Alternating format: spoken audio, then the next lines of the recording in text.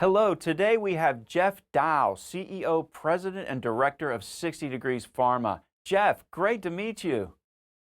Craig, you too. Thanks for the opportunity to talk with you today. Jeff, please introduce to us 60 Degrees Pharma and its lead drug candidate, which is addressing that significant unmet need in COVID therapy.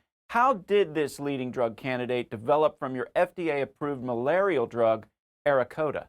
Craig, it's really nice to meet you, and thanks for the opportunity to talk about 60P. We're a Washington, D.C. based pharma company focused on developing new medications to prevent and treat serious infectious diseases. We have a corporate strategy focused on reaching late-stage clinical and regulatory endpoints, and obviously a pretty important track record in having successfully gotten ARAKODA approved for malaria prevention back in 2018.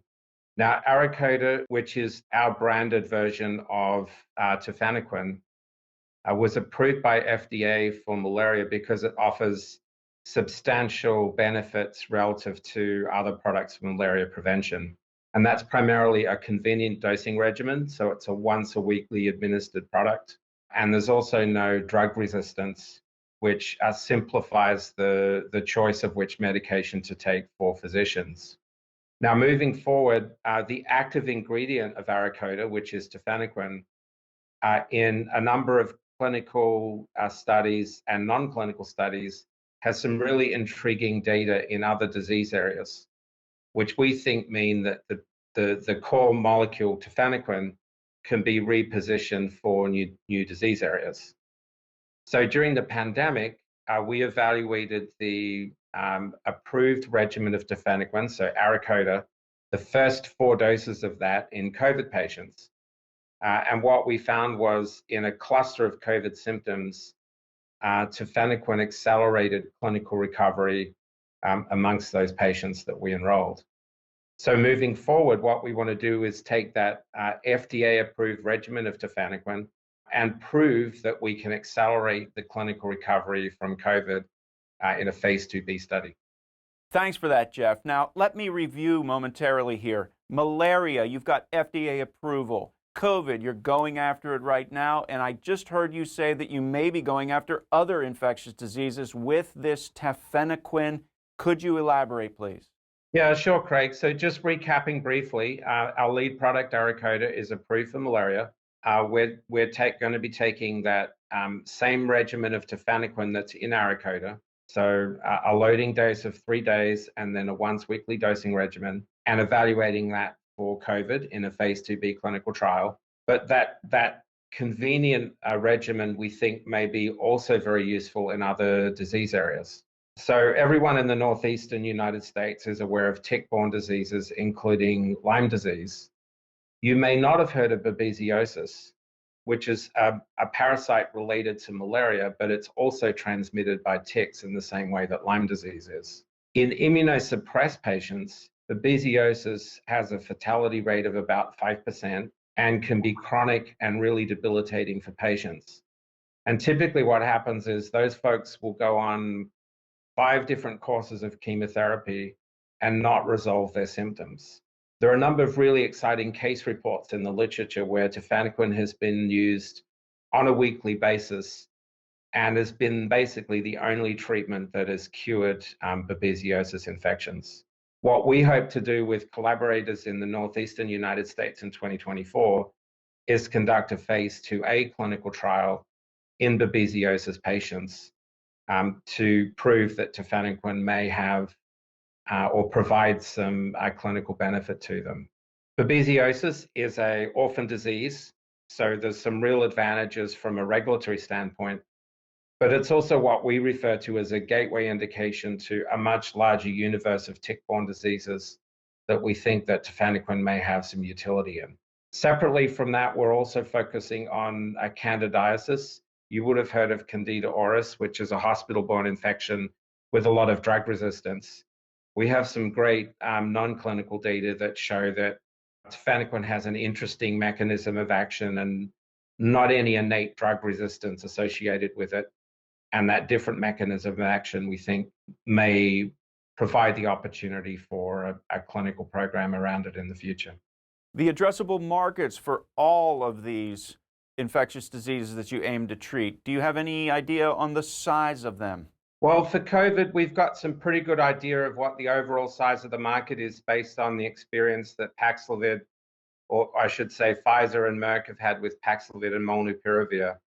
We know that those two products had 12 billion in revenue in 2022, but the way the FDA wrote their labels, they're only really appropriate for treating about 75% of the US population, and that's high-risk folks. For folks who have low risk of disease progression in COVID, you still don't want to get COVID and you still want to get better from COVID.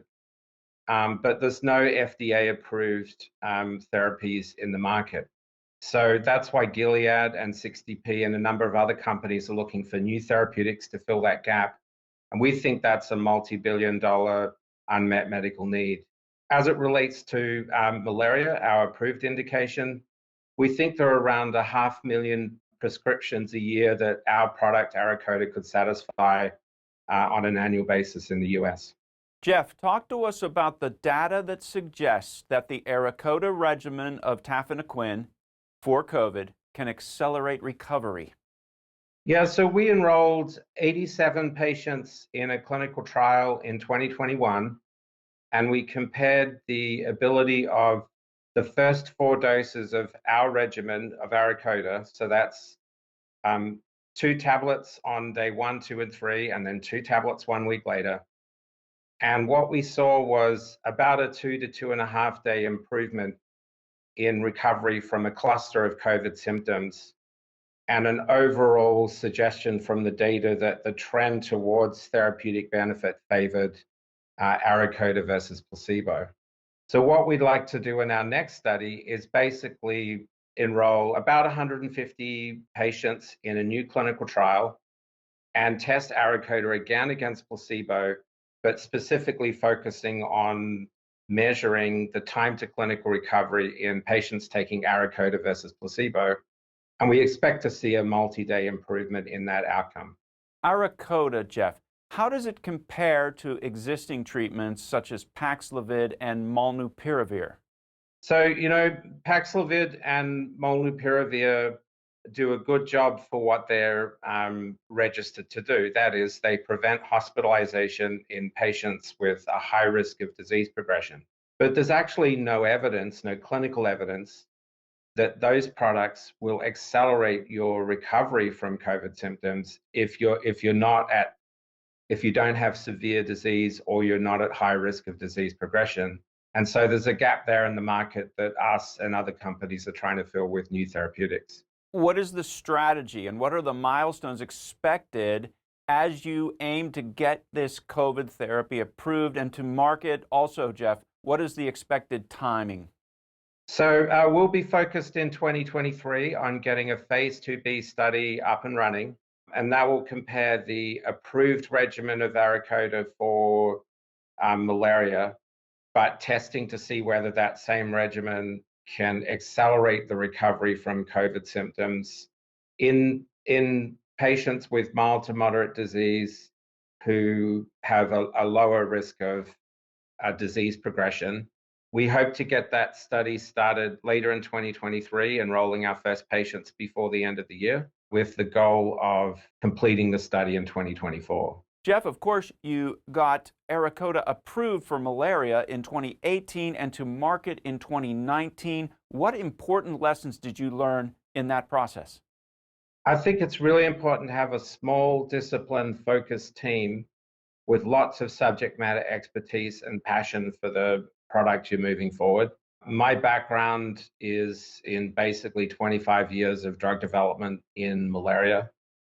I'm an expert in this particular product, ARAKODA and Tafenoquine, and I brought many years of experience as an Army contractor with this molecule specifically, and that subject matter expertise, and then just having a small, nimble, efficient corporate environment, I think allowed us to really focus and get the product across the line. Of course, you can't do that without funding. We had a lot of public support from the US Army, as well as backing from a Canadian pharma company, Knight Therapeutics. and a lot of room to just run with the project and make the decisions and calls we needed to make. And it was that combination of, being given the space to do it, well-resourced, and subject matter expertise that got us across the line. Geoff, as we wrap up today, what is the essential value proposition? Why should investors take an interest in 60 Degrees Pharma right now? Well, I think we have a lot of credibility in getting products to market. There are very few small companies who can say that with a straight face. We've done it. We've got a product with great data and a plan for new indications of both important unmet medical need for patients, but high value for investors. And we have a track record of reaching important clinical milestones very cost effectively. And it's our goal to do that again with new investors coming into the company in the future. It is a fascinating story, Geoff. Thank you for sharing the 60 Degrees Pharma story with us today. Thanks, Craig. I really appreciate your time.